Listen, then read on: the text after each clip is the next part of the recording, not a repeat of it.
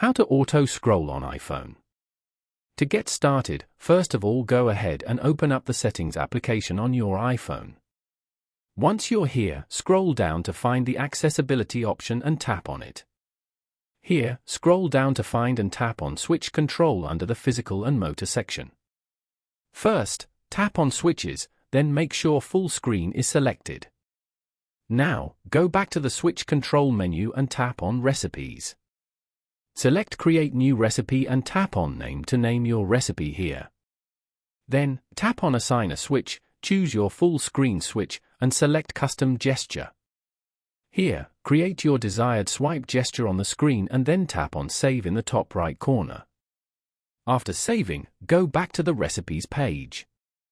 Now, you can see the recipe you just created. Following these steps, you can easily auto-swipe on an iPhone.